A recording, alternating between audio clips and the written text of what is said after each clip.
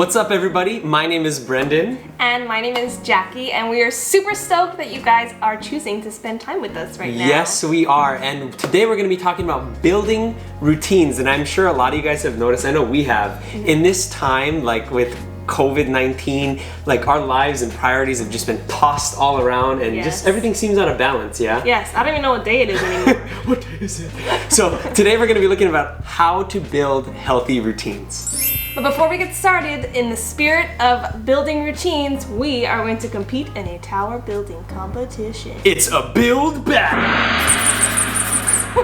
How do we think to do this? Ready? Ready. Here we go. 3, 2, 1, go. Wait, I forgot what I got a technique, girl.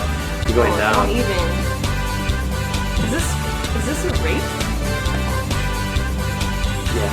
Well, no, it's whoever. I feel like my bottom block is off. It's whoever gets it first? That is a race. Yeah, whoever gets it first. What the heck? Stop it. Oh no, my green one is slightly warped.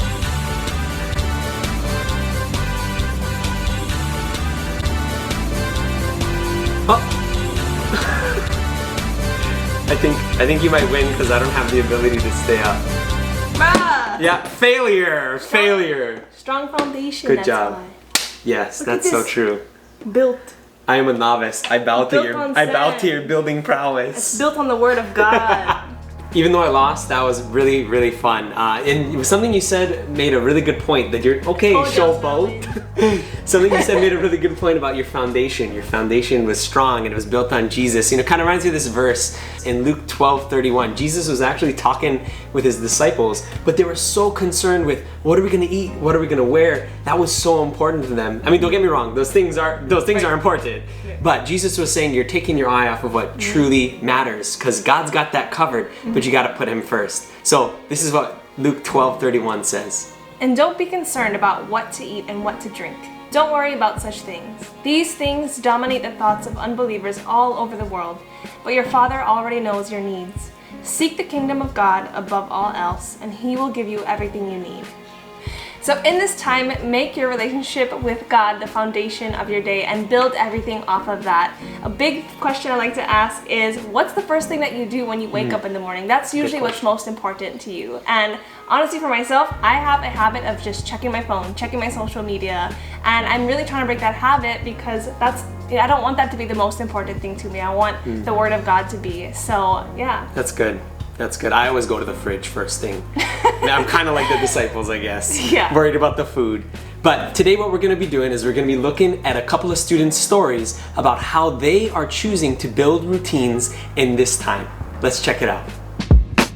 If you are anything like me, then at some point during this process, you have probably found yourself thinking, I know I need to do blank, but I just really don't feel like it right now. I know that I need to eat healthy. I know that I need to go work out. I know that I need to put my phone down, but I just don't feel like it right now. If that is you, please comment below so that I don't just feel bad and think that it's just me. You are not alone, right?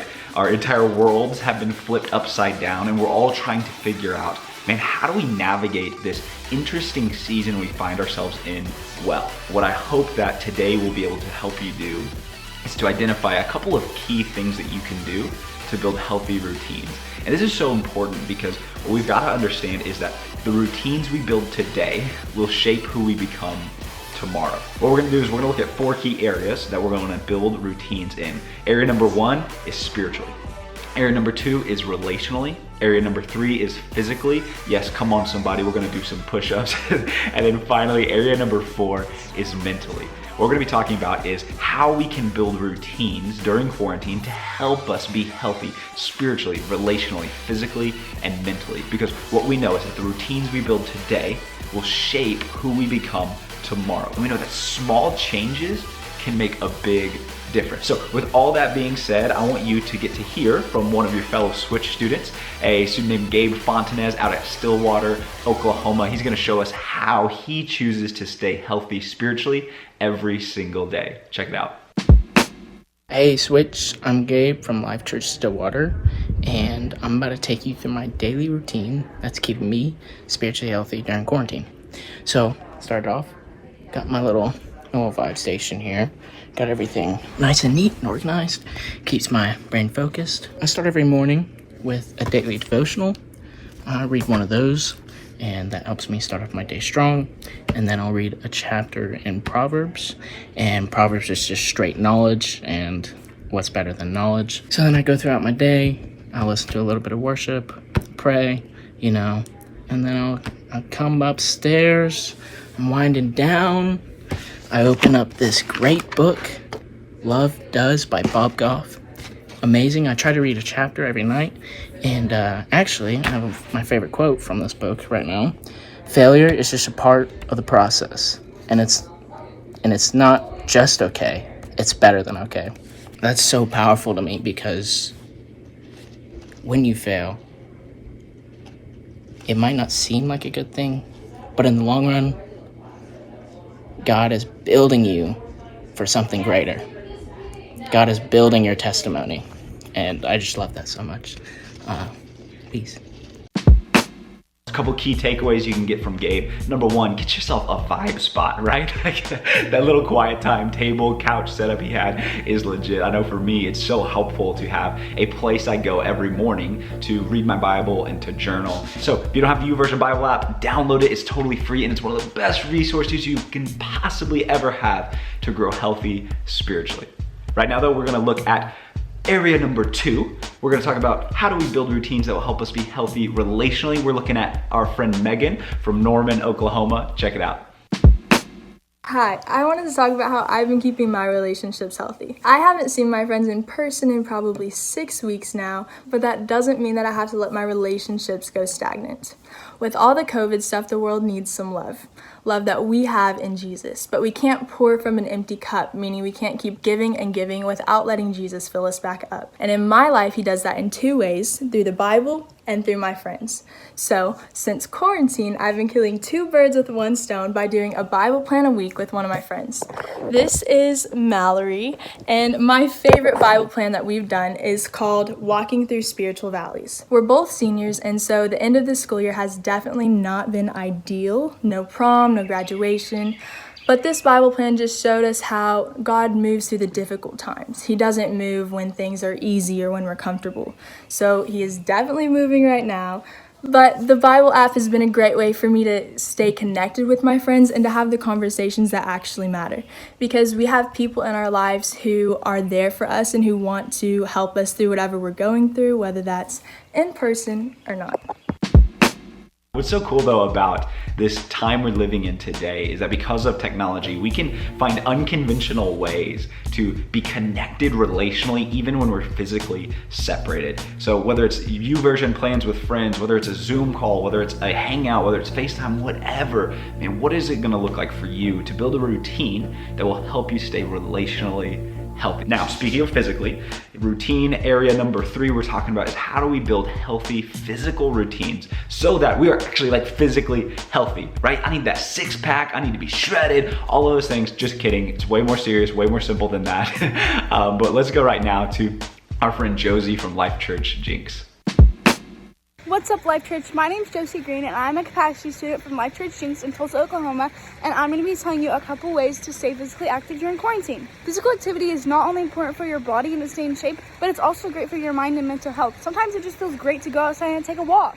One thing that's helped me to stay motivated and physically active is to create a schedule. If you say you're going to work out Monday, Tuesday, and Wednesday, stick to that and you'll be so proud of yourself for the outcome, and you might find a new hobby that you love. Here are some of my favorite workouts. Those are just a few of my favorite home workouts, and there's so many more like it all over TikTok and YouTube. Go ahead and check them out and tag me in your videos. Bye, guys. Super simple, super easy, right? Get outside, create a schedule, watch TikToks or YouTube videos for inspiration. And I think it's simple, it's healthy, and what we know is that, man, when we choose to be healthy physically, it has an impact on every other part of our lives, right? When you crush a workout, you just feel really good about it. So what is it gonna look like for you to build healthy physical routines during quarantine? We talked about spiritually, we talked about relationally, we talked about physically. Finally, we're gonna talk about how do we stay mentally healthy during quarantine? What are some routines that we can build? And for that, we're gonna go to our friend from Overland Park, Avery. Check it out. Hey Switch, it's me Avery, and if you don't know me, I'm a super extroverted person. I love hanging out with my friends and my family, but during quarantine, I can't see my friends at all, and I get to hang out with my family, and I love them, but there are some times where I just need some me time. So to keep myself mentally sane during this time, I either tap, go biking, or run, but let's be real honest, it just kind of turns into a walk. I woke up one day kind of getting bored of the same routine I was doing. So I decided to go outside into the beautiful air and do two things, read and journal. I am reading The Fault in Our Stars right now. You can read any book that you want, doesn't matter. But this is a good way just to get your mind flowing, get those words going through your head, because we're not actually in school and it's hard to be motivated. So me finding a really good book to engage me has been very helpful for me. The second thing is, oh, those are my masks, stay healthy. The second thing is journaling. I write all my feelings in here because I find it very hard to talk about my feelings. So writing it on a piece of paper and then saying it out loud into the open has helped me so much. Also, I get to talk to the Lord in this journal. So yeah, that's what I do for stay mentally healthy. Hope you guys like it. Bye! I know for me during this time, this is one of the things I've been trying to do more, is just sit down and read a book, and it's been so valuable for me personally. So all that being said, right, you've seen 4 different examples from 4 different students about the types of routines they've built to be healthy spiritually, relationally, physically, and mentally. Before we end this thing though, I want you guys to hear some incredible leadership content from our senior pastor, Craig Rochelle, who recently released an episode of his leadership podcast about how we can lead from home in a way where we're healthy ourselves so that we can bring our best to the people who matter. The most difficult person to lead in the world is yourself. If you want to be effective, here's my advice. Continue to lead with effective and normal routines. Go to bed at the normal time, then set your alarm, get up the next day at the normal time. This is my bias, my suggestion. What I would recommend you do is that you take a shower, get dressed, wear some clothes that you're telling yourself, this is gonna be a good day. What I wanna do is I want my body to follow the normal routines which trigger my mind. Today is an important day. I'm trying to trigger those pathways in my brain that says, I'm an effective leader, I'm gonna be productive today, I'm gonna get a lot done. If I'm only gonna do 3 things today, these are the top 3 priorities. Do them first. Do first what's most important. If you do 3 things, you're gonna feel like I'm winning today, I'm productive today, I'm moving the ball forward, I am an effective leader, and then you can move on to the other things. But if you set a very clear goal, these are the 3 things that I will get done, you're gonna feel productive and you're gonna create some momentum. If you can't do a lot of what you've normally done, I would recommend that you just find something to do that stretches you. Listen to a podcast, read a good book. Stretch your mind, do something that helps you feel like you're improving as a leader. Don't just slip into the veg mode where you don't do much at all. Where are you gonna face the biggest battles? You're gonna face the biggest battle in your mind.